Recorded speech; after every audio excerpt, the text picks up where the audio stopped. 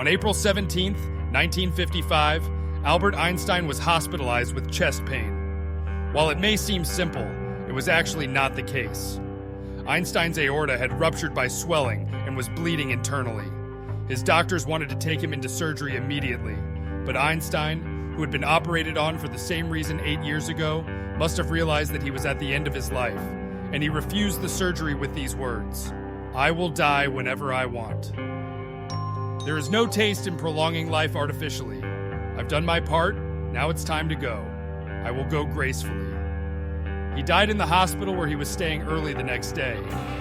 Everything is normal so far, but the interesting thing is, just 7 hours after his death, Einstein's brain was stolen. Who stole Einstein's brain? Why was such a thing done? Don't forget to subscribe to my channel and turn on notifications before watching the rest of the video. Enjoy watching. Just 7 hours after the death of the great genius, the pathologist Thomas Harvey, who performed Einstein's autopsy, cut Einstein's brain without his family's permission, removed it from his body, and froze it. His goal was to discover the trait that made him so intelligent. But Einstein feared that he would be idolized. So when he died, he wanted his body to be cremated and his ashes scattered. So Harvey violated Einstein's will. Later, he realized his mistake and asked for permission from Einstein's family. Einstein's family had one condition: the brain would only be studied for scientific research, and the results would be published in respected academic journals. Harvey promised it.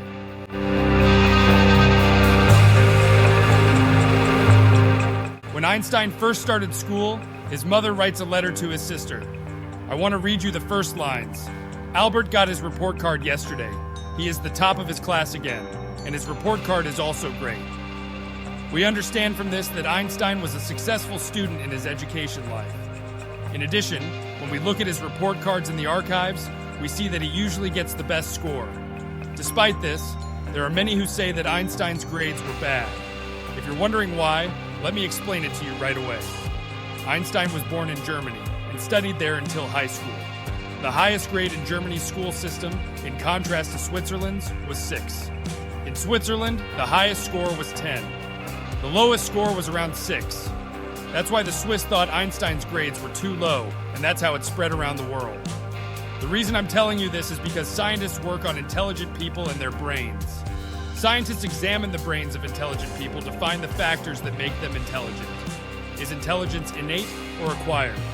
Is it an organ in the brain that develops over time, just like our muscles? They are looking for answers to such questions. Dozens of photos were taken after Einstein's brain was removed. He dissected it and examined it with the most advanced microscopes of the time. The problem is, none of the reviewers had expertise in neuroscience and the brain. In fact, they had no knowledge of these matters. At most, they were able to examine conditions such as brain injuries and hemorrhages. They couldn't detect anything because they didn't know what to look for. When they couldn't find anything tangible, they had to resign after the reactions.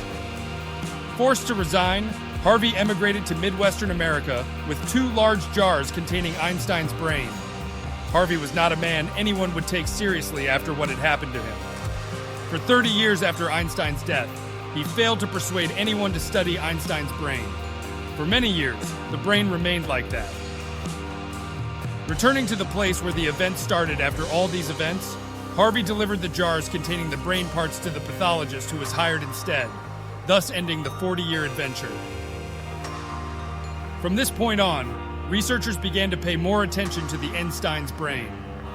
The first official research was published exactly 44 years after Einstein died, and some interesting and yet terrifying details were found. If you are curious about the rest of the events, you can watch the second video. In order for this video not to be too long, I prepared it in 2 parts. You can reach the second video from the link in the description. If you haven't subscribed, don't forget to subscribe and like the video.